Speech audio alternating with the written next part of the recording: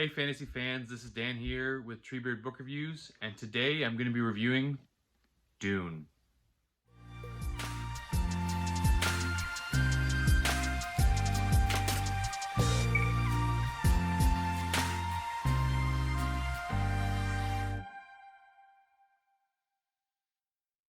Okay, so Dune. I'm really excited to talk about this one, but first thing I really want to say is, thank you for watching my videos or continuing to watch my videos. If you like this content and you want to have a discussion with me on this book, please feel a comment below. And as always, please subscribe and you can get up more updates on my content. So let's go ahead with Dune. So first thing I really want to say about this book is what I'm going to be doing in this video. I'm going to be doing, this one's going to be a little bit different from my normal videos. I'm going to be doing a spoiler-free kind of discussion, talking about the good, talking about the bad, talking about like a little synopsis of the plot. And then I really want to get into the spoilers of this book because I really enjoyed this book and there's a lot of things I want to talk about. And I don't really think I could do it justice without kind of going into like a spoiler talk because there's so much in this book. So I guess again, like Dune was actually the first book or the second book I mentioned in my my September TBR, which I'm going to link up above if you want to check that out. See the other books I'll be reading in the month of September, or I read in the month of September. And so yeah, I got through Dune. So let's go talk about the plot. Okay, so Dune. Let's talk about the plot. Like again, this is gonna be a spoiler-free just discussion of the plot or basic outline of what's happening in the book.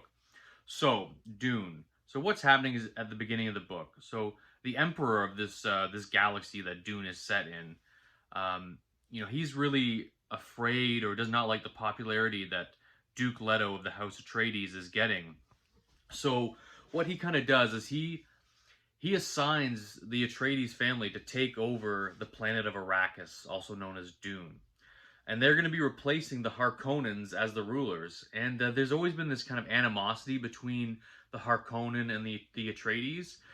So the House Atreides consists of Duke Leto, his son, Paul Atreides, who is our main protagonist, his concubine, Jessica, who is Paul's mother, and she's actually, Jessica's a Bene Gesserit.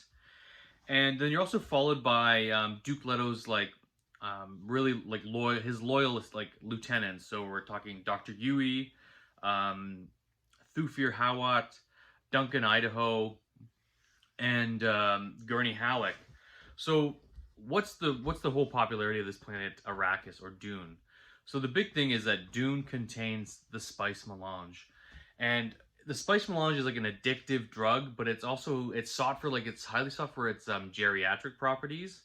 So like life extension, it makes you live longer, and it also opens up new pathways in the mind. So it's really, like I said, it's highly addictive, but it's also beneficial to to the Bene Gesserit and those in the Spacing Guild. So whoever controls Arrakis controls the spice. All right, so let's keep going. So it's really like the Atreides know they're really walking into a trap by taking over this planet from the Harkonnens. So the way our story begins is the Atreides are going to Arrakis to take over the planet to relieve the Harkonnens and get their own kind of spice operations in process. And then it's really like it's a political game where the Atreides are they're relieving the Harkonnens, and they're expecting traps, and they're expecting attacks to come to them, and then that's how really the story plays out. So then, like I said, you're following the main protagonist, Paul Atreides, who is the son of Duke Leto, and he's it's really like kind of like a coming of age story, and it's also like a chosen one story. So these are some of the things I'm going to talk about later on in like the spoiler section. But yeah, so that is really the basic plot of Dune. This family's coming to take over this planet where there's this addictive drug that is highly sought after, and it's literally the economy of this entire galaxy. And so clearly the Harkonnens don't want to be giving it up, and the Emperor is really assigned the Atreides to take over this. That's kind of a backhanded way to get rid of the Duke Leto. So yeah, so it's a really intriguing book. It's a really this book gets you right into the plot, like right into the universe, like straight away. There's no holding back. So now I really want to talk about like some of the good things I liked. Again, like spoiler free in this book, and I think these are some things you will like as well. Okay, guys. So before we get into the good here, this is something I bookmarked this from the beginning, like since I started it, because like this is a quote I really wanted to read, and it's right in the first chapter. And after I read it, I was like, okay, this book's amazing already, and it stuck with me through the whole book. And I finished this book a few times now, and or a few days now, and it's still with me. And this is the quote here. So I'm gonna read it to you. It's right in the first chapter, and it's just so beautiful. So, I must not fear. Fear is the mind killer. Fear is the little death that brings total obliteration. I will face my fear. I will permit it to pass over me and through me. And when it has gone past, I will turn the inner eye to see its path. Where the fear has gone, there will be nothing. Only I will remain. So again, like this is in the first chapter, and it's such a powerful quote, and it stuck with me throughout the whole book. And like it's this litany against fear, and this really like this whole book is about overcoming your fears. And that quote like set me off. So let's now so I'm going to transition here into getting into the good. So this is good. That's a great quote, and we're going to get into other things that are great in this book. Okay, so getting into the good parts of Dune. The first thing I really want to talk about is the writing style. I really love the writing style in Dune. It's written in third person omniscient, and there's not many books that are written in that way. And I can see how for some people maybe they wouldn't like it, but I love this style. So let me just maybe give a brief overview of if you don't know what third person omniscient is. So say there's a scene where there's three characters, and what will happen is like Frank Herbert in these books, you'll jump POVs in a chapter, and you'll know the thoughts and mind of everyone in the chapter. So like say if there's Jessica and Paul and like Duncan Idaho in a scene, you'll know what Duncan's thinking, you'll know what Paul's thinking, you'll know what Jessica's thinking. So and I think that really adds well to like the political intrigue in this, where you know what the bad guy's thinking. There's like the bad guy's like the Baron Harkonnen is in it. Like you know what he's thinking. You know what's going through his mind. So I loved it, and I could see for some people it'd be really tedious, and you don't know where it is. But for me, like this was such a positive. I've read reviews or heard reviews of people saying like, oh, the writing style is not for everyone, but I love the writing style. So yeah, that was great for me. The next thing I really want to talk about is the world building. Wow. Like this book, literally he is building a world. He's building the planet of Arrakis. So like the big things I really want to talk about the world building are like the Fremen. Like the Fremen are this race of humans that are on like native to Arrakis. And it's almost like like Dances with Wolves in a sense. There is a Dances with Wolves like aspect to this book, but their culture was so well defined. Like they define themselves around like controlling moisture and not wasting water, and how precious of a resource water is on this desert planet. And yeah, they like the world building he does like with the Fremen, and then like the sandworms. Like the sandworms, you like they're a real mystery at first because you don't like these, and these things are massive, like skyscraper size, maybe bigger than that. Worms that they're after the spice, and they attack anything that's really making a lot of noise on the planet's surface. And like, how do you fight? Like, unless you blow them up with a nuke in these books, like, how do you fight something so big and so massive that? And these worms have like world-altering, properties. Like it's really hinted like through the books like the importance of these worms, and they're actually called by the Fremens like the Makers. So keep that in mind like when you're reading the book too. And I guess also more world building is like the spice melange that I'm always talking about, like I was talking about earlier, where it's this geriatric drug, and it's addictive, but it makes you live longer, and it enhances your mind. And like for the Fremen, it changes if you have long exposure to the spice, your eyes turn blue, like your irises and the pupils and everything turns blue. So just like the world he builds with these little things on like you just fall straight into the world. Like you're like, yeah, this is a real place. and that's what I loved about like this the world building he did for Dune. And I guess then like getting into some other world building he did like with the Bene Gesserit. Oh man. So the Bene Gesserit were so cool. They're like these I best way to describe them as like just Jedi. Like female Jedi, but like so badass. Like they had like the weirding way, which was their hand-to-hand combat where they could just like they're just super deadly. These women are super deadly. And they have the voice where they're like words of command or words of power that like if you're a weak of mind, like you can just it's like I said, like the Jedi hand trick where, you know, like they're weak of mind, they can just control you and tell you what to do. They had some really cool powers, like where they could like detect poisons or they could change the nature of poisons and stuff that like they drank or ate, and they could tell if you were speaking truth or lies. And one of the things that was really cool, and it was such an under like spoken thing, was the ability for them to control like childbearing. Like they knew if they were having a boy or girl, and they could control if they had a boy or girl. So it was such a really cool like a really the Bene Gesserit were so cool, and I even just love the name like Bene Gesserit. I don't know why, it just sounds sweet.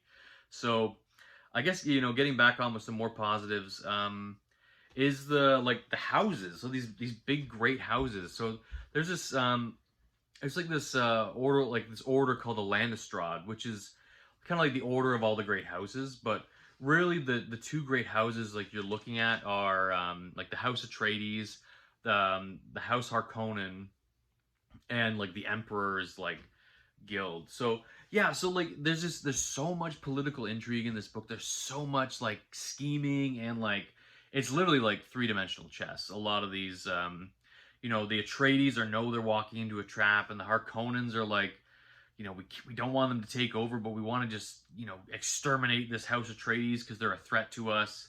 So it's so good. Like I love political intrigue in books, and this Frank Herbert does it so masterfully, and it's so beautifully done, and it's so beautifully written, I thought. So yeah, like high praise there for for like the political intrigue. He just really had you on the, and the thing is like, you know what's gonna happen. Like he telegraphs everything, like especially in like the epitaphs at the beginning of the chapter. Like he telegraphs everything. Like he doesn't hide anything. So I really love that. Like even though he's foreshadowing super hard, and he's also telling you what's happening in these little epitaphs at the beginning, but I can't stop reading. Like, I need to know.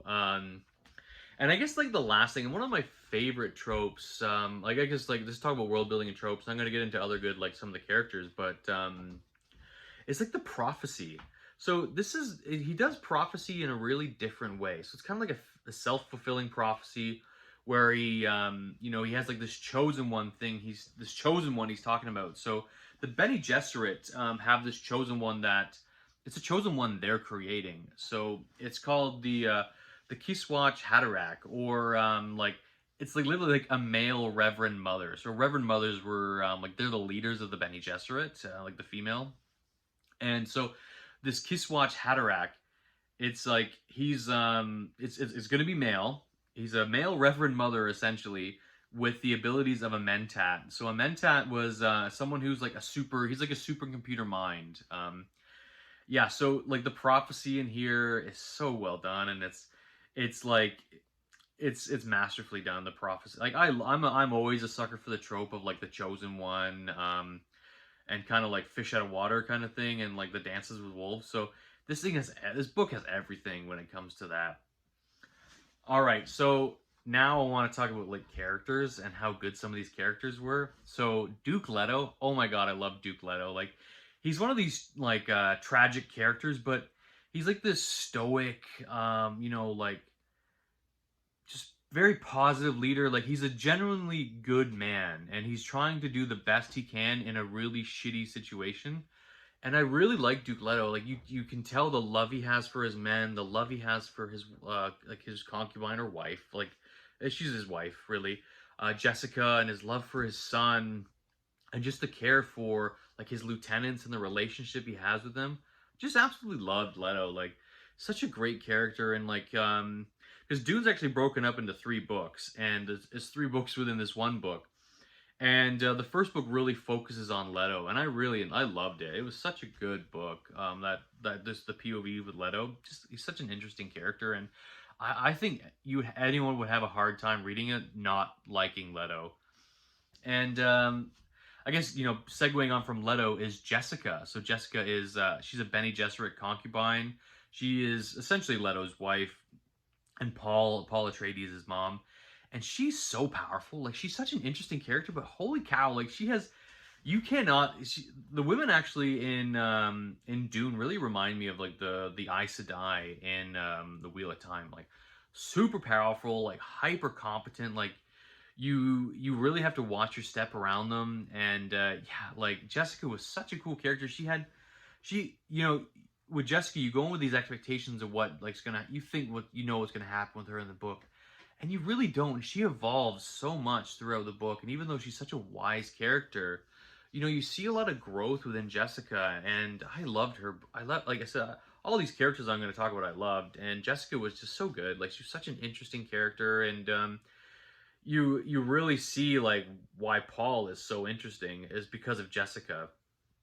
And I guess now like really to segue into Paul. So Paul is like your main protagonist, who you're going to be following throughout the book. And Paul, at first, I found he was a little hard to like, just to get into, just because he was a little bit wooden. But other than that, like, you really see the training that's benefited Paul. Like he has such a support system around him with like his father and his mother. Like his mother trained him as a Bene Gesserit, and his father's training him to, to be a duke eventually. And like his father's lieutenants, like Duncan Idaho and Gurney Halleck and Thufir like Hawat are, Thufir is a Mentat, so he's been like training him in the Mentat ways. Yeah, it was just so good. Like he's like it's like I said, he's a prophetic character. Like I said, he is like the he's like the one you're following who is going to be like fulfilling this prophecy. But it's not without struggle. It's not like it's a Mary Sue. He's not like Rey from Star Wars. I know I'm probably gonna get blazed for that, but like he earned everything he achieved in these books, and it's through hard work, and it's just through this love and this training from his family and his dad's lieutenants. And yeah, Paul, like he goes on such a journey, and he has such a growth about Paul.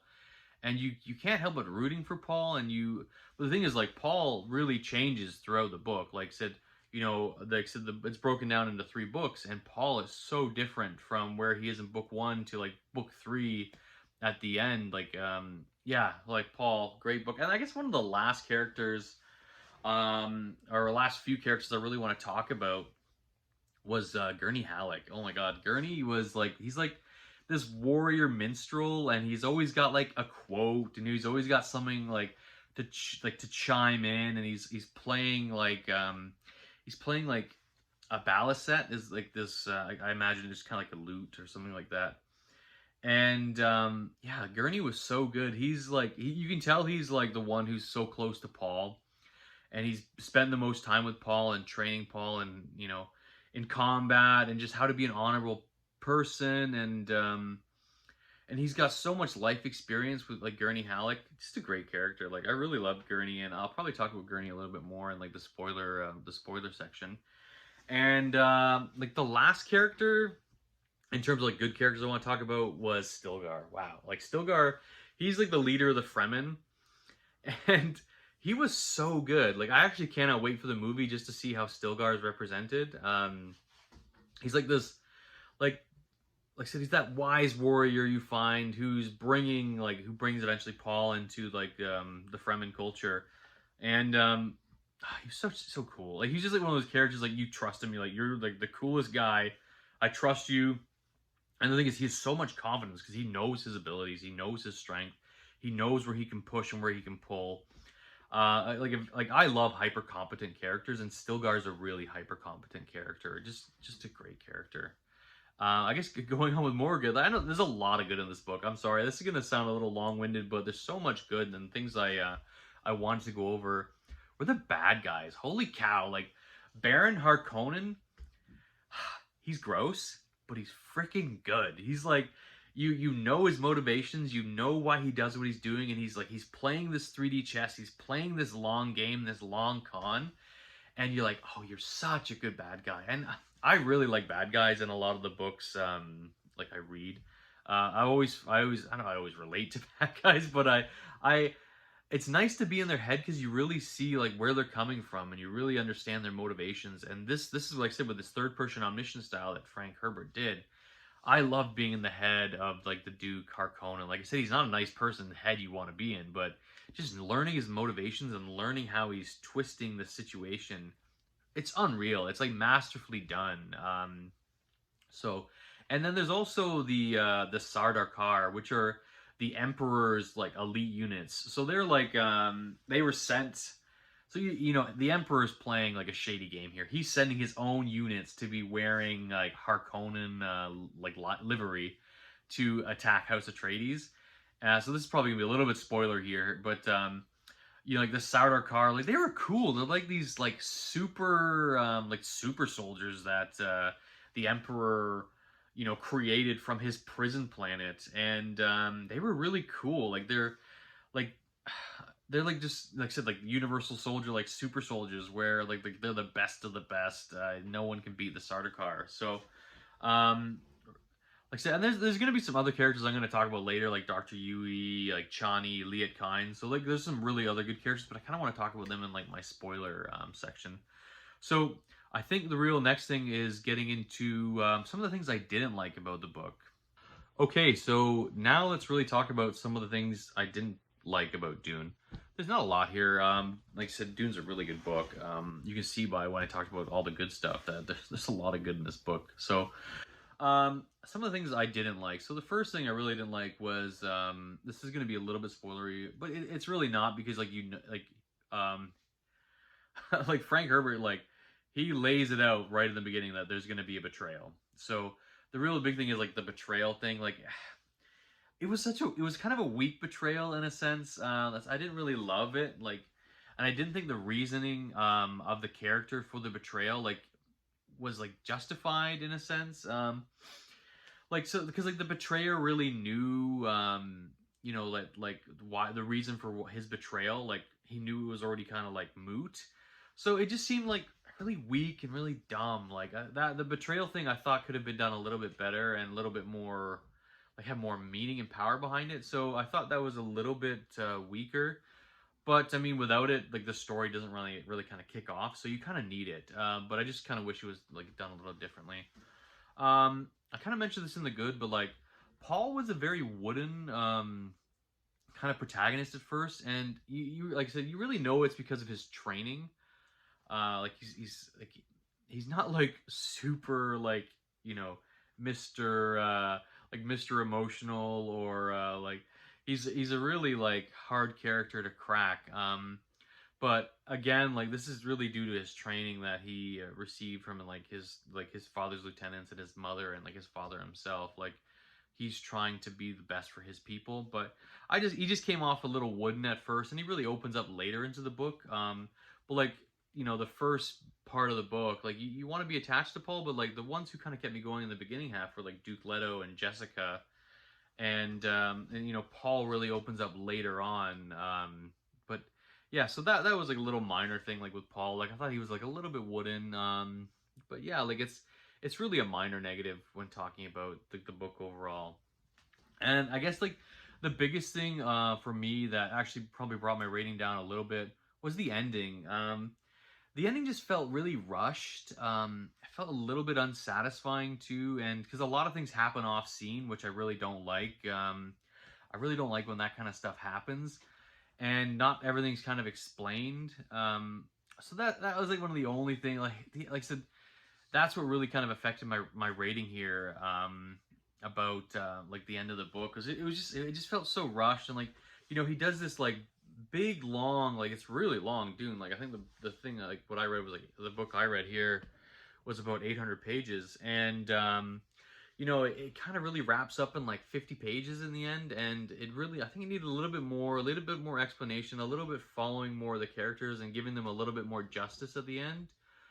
Or maybe that was just done for a stylistic reason, but Yeah, for me, I mean that like the ending was just a little bit rushed.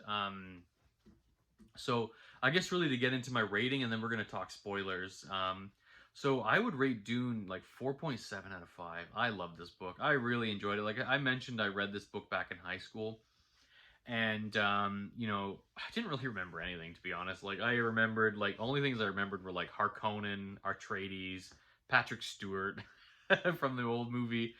And you know, reading it this time was really like a breath of fresh air, and like I you know, relived Dune again, like almost felt like a, you know, a clean perspective.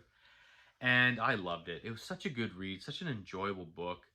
And I couldn't recommend it any higher. Like, you need to read this book. You need to read it, especially with the movie coming out this month in October.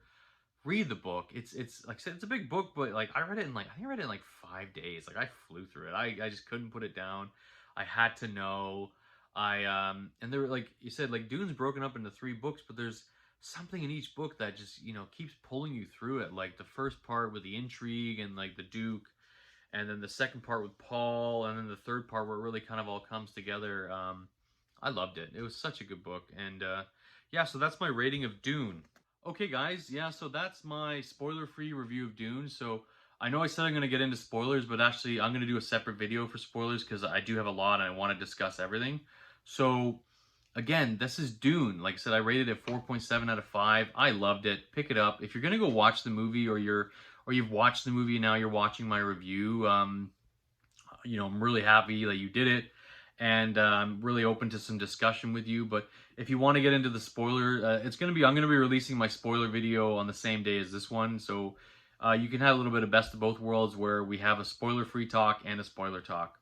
So yeah, thank you so much, and we'll see you next time.